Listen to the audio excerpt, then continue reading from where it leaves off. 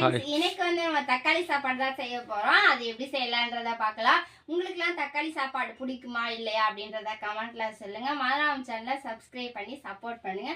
சரி வாங்க இப்போ நம்ம சமைக்க ஆரம்பிச்சிடலாம். நீங்க சமைக்கிற எண்ணெயில எந்த எண்ணெயா இருந்தாலும் 2 ஸ்பூன் 3 ஸ்பூன் அளவுக்கு எண்ணெய் வந்து எடுத்துக்கலாம். எண்ணெய் லைட்டா ஹீட் ஆகட்டும்.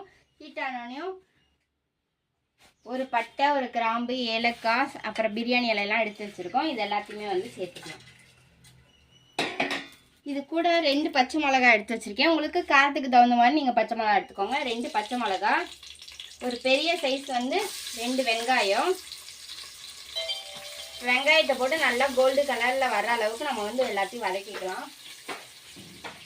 இப்போ நம்மளோட வெங்காயம் வந்து நல்லா கோல்டு கலரில் வந்துருச்சு. இந்த மாதிரி நல்லா கோல்டு கலரில் வரணும். அந்த மாதிரி வந்ததுக்கு அப்புறமேட்டு 3 தக்காளி, நல்லா பெரிய தக்காளியாக 3 தக்காளி எடுத்திருக்கேன். அந்த தக்காளி வந்து குட்டி குட்டியாக கட் பண்ணி சேர்த்துக்கலாம். ரெண்டாவது அரை கை அளவுக்கு புதினா, அரை கை அளவுக்கு மல்லி, இது ரெண்டும் சேர்த்துடலாம்.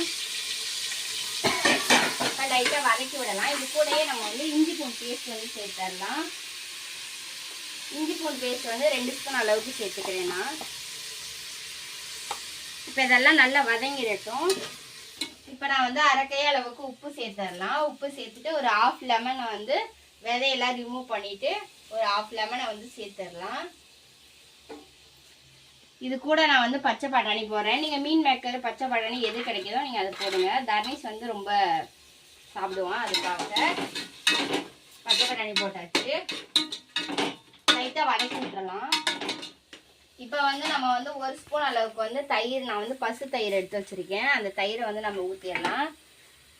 அதுக்கப்புறம் கரம் மசாலா வந்து 1 ஸ்பூன் அளவுக்கு கரம் மசாலா சேர்த்துக்கலாம். நான் வந்து காரம் பச்சை மிளகாய் வேறு போட்டிருக்கேன். அதனால் மிளகாத்தூள் கம்மியாக தான் சேர்த்துக்க போகிறேன். ஏன்னா குழந்தைங்க சாப்பிடணும்ல, அதனால் நீங்கள் உங்களுக்கு காரத்துக்கு தகுந்த மாதிரி சேர்த்துக்கோங்க. இப்போ நம்ம வந்து இந்த அரிசிக்கு தேவையான தண்ணி வந்து நம்ம எடுத்து வச்சுருக்கோம்.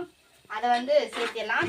தண்ணியை சேர்த்துட்டு தண்ணி நல்லா கொதிச்சதுக்கப்புறம் தான் நம்ம அரிசி வந்து சேர்க்க போகிறோம். இது செய்யறதுக்கு முன்னாடியே நம்ம வந்து ஒரு 1/4 மணி நேரத்துக்கு முன்னாடியே நம்ம வந்து அரிசி ஊற வச்சிடணும். ஓகே, இந்த தண்ணி வந்து நல்லா கொதிச்சு வரட்டும். எப்படி இருக்குன்னு பார்க்கலாம். ஓகே ஃப்ரெண்ட்ஸ், இப்போ வந்து நல்லா வந்து கொதி வந்துச்சு. இப்போ நம்ம வந்து அரிசி ஊற வச்சுருந்தோம். அரிசியிலே வந்து இப்போ நம்ம அரிசியை வந்து சேர்த்துக்கலாம். எல்லா அரிசியும் சேர்த்துட்டு நம்ம வந்து மூடி போட்டுட்டு 3 விசில் விடணும். 3 விசில் விட்டு வந்ததுக்கப்புறம் நம்ம எப்படி இருக்குன்னு பார்க்கலாம். ஓகே ஃப்ரெண்ட்ஸ், நம்ம வந்து 3 விசில் விட்டு அடங்கிடுச்சு விசில்லாம். இப்போ எப்படி இருக்குன்னு ஓப்பன் பண்ணி பார்த்துடலாம். நம்மளோட தக்காளி சாப்பாடு சூப்பராக இருக்குது. எப்படி இருக்குன்னு பார்த்தீங்களா?